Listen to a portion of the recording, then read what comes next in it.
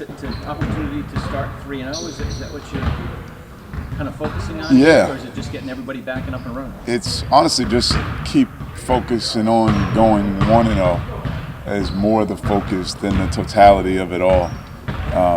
It's such a long conference season, 20 games, 18 more to go. So this is the next one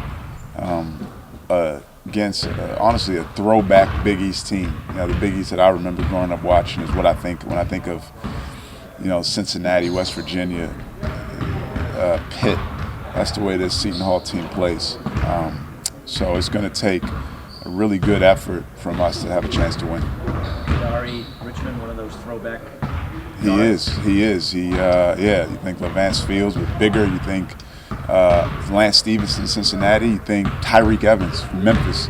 That's what I think of when I think of Kadari Richmond. Shifty, downhill, long, really good, really talented guard. Is there one area this team really has to focus on improving on? Offense, defense, shooting, rebounding? Yeah, I think some things on both sides of the ball, but this game in particular, our ball security. They do a really good job speeding teams up, forcing turnovers, which ignites their attack. They are dominant in the paint, and you help them get there when you aren't sure with the basketball. So our ball security, it's been better the last few games. We have to continue to meet the mark in that regard. You often talk about how the next guy is like the open guy in terms of shooting. When you're Jayden or Garway, for example, how much is that music to somebody's ears like them in terms of always looking for everybody on the floor and not just locking in on one guy? Yeah, no. Offensively, we just want to hit the first open guy. The open man on our team is the go-to guy. And if you're open, shoot it. If you're not, pass it. Those rules haven't changed since our first spring workout. And that helps. When you play that way, you're less likely to turn it over. Pete Carril said crisp ball movement relieves the tension in the offense. And when I see teams that hold the ball, when guys are looking and try to create when nothing's there, those offensive possessions have a lot of tension in them. And we don't want that. We want the ball moving freely. Does that go back to your theory, that last possession of regulation, when you guys tied there with ticket in that shot? That was a play. That was a play. That was a play. Okay. Yeah. After those first slate of games, what have you seen that you're proud of? Say it one more time, sorry. After that first slate of games, what have you seen from your group that you're particularly proud of? Yeah, I'm honestly proud of their focus in the film room the day after games. I'm proud of our intentionality on the court to keep getting better.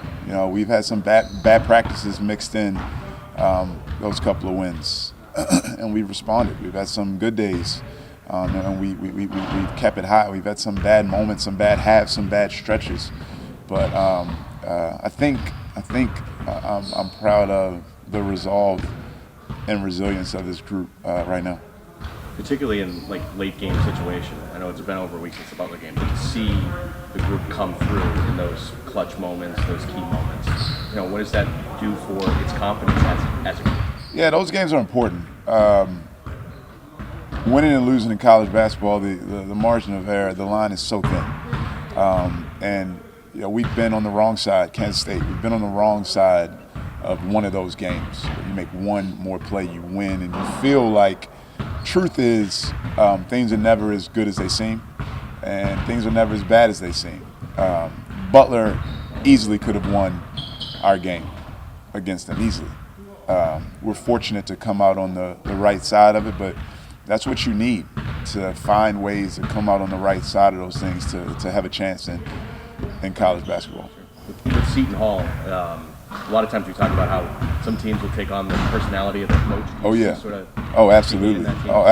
Even back to St. Peter's, absolutely. The way they play, his toughness, his fight, his mindset defensively, his mindset to get to the paint to create for others. They've won in this building in famous fashion last season. So they have and have deserved our full attention and respect. They beat the national champions. They went and won a game. It was a neutral, but it was at Missouri. basically. The Xavier game was tight all the way to till an 8-minute stretch or so. So we got to be right because Seton Hall is a really good team. You been happy with your shot selection most of the time? Yeah, I think our shot quality. I mean, they're making good decisions, taking the good shots. Yeah, our shot quality's been pretty good. It's been really good actually for our standards. We talked with Bryce to get him out of his shooting struggles here a little bit. I don't think he's. I mean, I think he's fine. I think he's fine. He's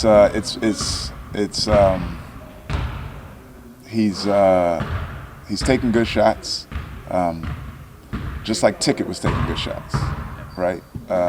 They'll fall. He'll obviously work on his free throws, but what I tell Bryce is, as great of a season as he had last season, he's averaging more points this season. And he's shooting 10% worse from the free throw line, and he's not shooting well from three.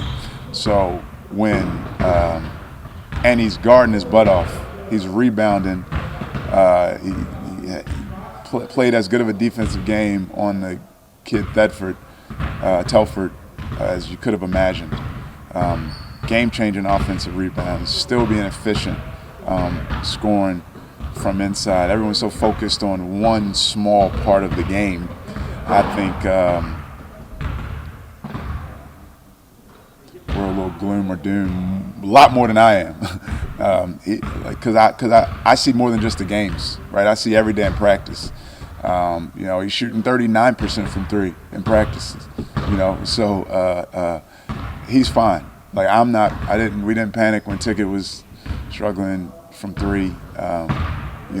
Devin Carter shot 29% from three last season. He's an elite shooter. He's at 40% right now. So it's all about shot quality. He's going to keep taking the right shots, and we believe they'll go in, 40% more times than they won't. Kim, in terms of the break, time off, players get to leave campus and go home. What are the instructions from the staff on what you guys want them to do and how you want them to be when they come back? Yeah, and enjoy your families. These guys are men, they're high-level athletes. So as long as you're recruiting the right guys, you have the right guys. Optimal performance matters to them. They know what it takes to play well, and that kind of that's the guiding light. They make good decisions off the court because playing well on the court matters to them the most. They got back a few days ago. We've been in the gym building up our conditioning. I think we're ready to play. Again, it's different, right? The adrenaline of a game is going to feel different after a 10-day break. But a few minutes into the game, it'll feel normal again. You have a long stretch coming up now, obviously, without a break. Specific to someone like Devin, who plays as hard as he does at both ends, just how do you look to manage him physically going forward? Be in his best physical shape if you can possibly be in, and then just go, just go. We manage the guys, day to day, in practice, how long we go, what we do, but toughness is conditioning is toughness, so we're going to get as in great a shape as we can possibly be in, and then hook it up and go. To see him get recognized by the league, as Player of the Week, just what does that mean in terms of what he's meant to you so far? Yeah, he had a great week. He's incredible. He's incredible. On both sides of the ball. Obviously late in the game against Butler, Marquette game was really good, and it says a lot in a league with a lot of good players. Eric Dixon at 30-something at Creighton. So really good league. A lot of good players, and congrats to him. But it's a new week. Time to move on, and we have to keep taking the next step. Any New Year's resolutions? No, I say New Year's is the first day of practice for basketball coaches. So it doesn't feel like a new year. I guess in another world, a lifetime it would be. But if you're 0-8 right now, I don't feel like. 0-12, 1-10. I don't feel like you have a new lease on life. You're in a pretty rough spot, So just got to keep plugging away.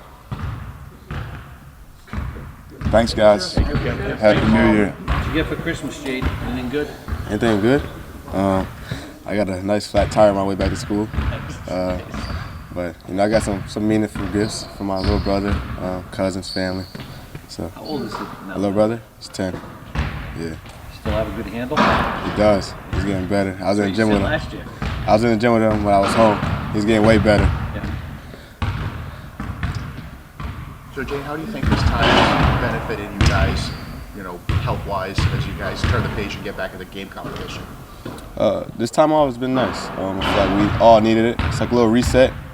This time we get away, clear our brains a little bit, and getting back here, we've been getting at it for the past couple of days. Now we're getting ready to turn it back on and play some good basketball. When you're home, did you truly shut it down, or did you get in the gym a little bit?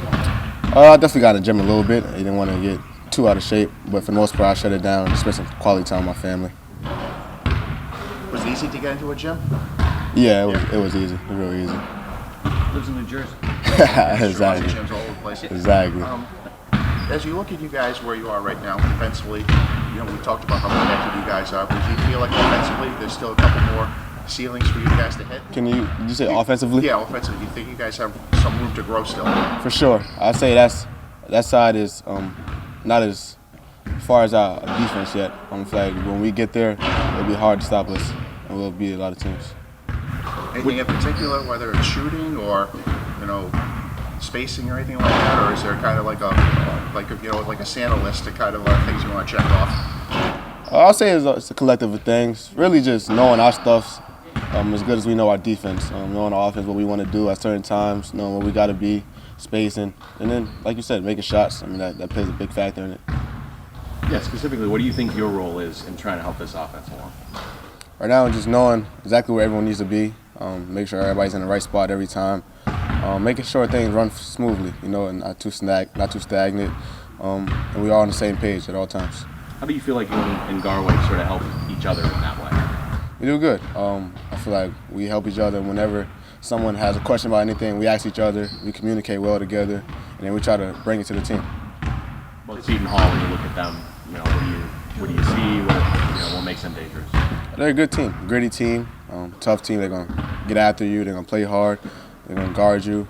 I feel like this is one of the toughest games we've played. Well, in terms of a team, just being secure with the ball, being aggressive, limiting them to one shot. That's big for us, and really just taking care of the ball. If you were to pinpoint one thing that, obviously you want to prove everything, but one thing that, common theme over these past few games, what do you want to improve it? Improving? As a team, yeah. I'd say taking out the little mistakes, not letting teams beat us because of us beating ourselves, making them really beat us. I'll say that. There's been times where we kind of took our foot out the gas, just making sure we put together a strong 40 minutes and just take care of business like that. Coach English talks about repeatedly about the open guy being the go-to scorer. As a point guard, whether that's you or Garway, how much is that maybe music to your ears in terms of you're not just locking in on one guy to get the ball to all the time. Whoever's out there is capable. I'll say that's everything. We have a lot of talented guys that can score the ball on this team. So it's really not one person we're going to in particular every possession. It's really whoever's open, shoot the ball. Sometimes it's maybe myself to shoot the ball. So he gives us that freedom to not be robots and just play basketball and feel the game. Jayden, your next game will be as a ranked team. You had a little experience with that last year. What's it like to have that little number next to you now? You just know teams are coming for you. It's nice. We worked hard. It's nice to see it. We get recognized that way, but now it goes up a notch. Teams are coming for you. Everybody want to beat you, especially the first team you play against. So it'd be fun. You notice opponents give a little extra if they're unranked and they see you coming in and you're 23 like you're going to be Wednesday? I would say yeah. Even playing against a ranked team, you want to knock them off. So I would expect nothing less from an opponent coming in and knock us off. We talk a lot about improvement and things that you want to get better at, but I know it's been over a week now since the Buckle game. But when you're in a scenario like that, close game, you have to make plays down the stretch. Do you feel like that game sort of proves something to yourselves as a team that you can be in that scenario and come through? Yeah, we practice it all the time, situations like that, being in that situation. So we were comfortable out there to get the right shot, knowing we could make a play at that time, and it really just came down to making a shot. That comes back to just being in here, just repping it time after time. So we felt good about that. nice is it, you know, you come back from the break and you get to stay home and play the first game that you haven't been 2 days playing at the end? That's nice. It's always great to play at home. Our fans are amazing. We get a lot of support. I feel like it's something that we need, just getting us back into the groove. We'll get their energy, we'll feed off their energy, and then before we head on the road and play a tough game. How much do you guys feed off that crowd? And I ask this because, you know, we didn't have students from Marquette or Butler, but, you know, I'm sure you guys really didn't notice a difference too much because it was still kind of electric. I would say, personally, the Butler game was, well, going into overtime at least, it's probably the loudest it's been this year, honestly. Having no students here, that was surprising to me. But our fans always support. They show out great every game. Just love that. And it was a big moment to go into that overtime. It was. It was huge. It was huge. The opportunity to get off to a 3-0 start. It's difficult to do. I think it'd be a couple of years in a row. Great opportunity for you there. Yeah, it's a great opportunity. We're playing a great team, but I feel like we'd be ourselves. We're more than capable of doing it. I would say, yeah, we're looking to come in, win this game, start out 3-0, 1-2. That's game. A little bit more tension now with the Big East. Now that you guys are in league play a little bit, see who's doing what, or Can you repeat that? do you pay attention a little bit more now that your guys are in conference play and seeing who's playing who and who's kind of being Oh, for sure. I say we definitely watch the matchups closely. We're playing all these teams, so just knowing what guys like to do, knowing what teams are good at, and then you just watch it as a fan of the sport. So, yeah, I would say I definitely pay attention more now. Thank you, Jayden. Thank you. Good job, man.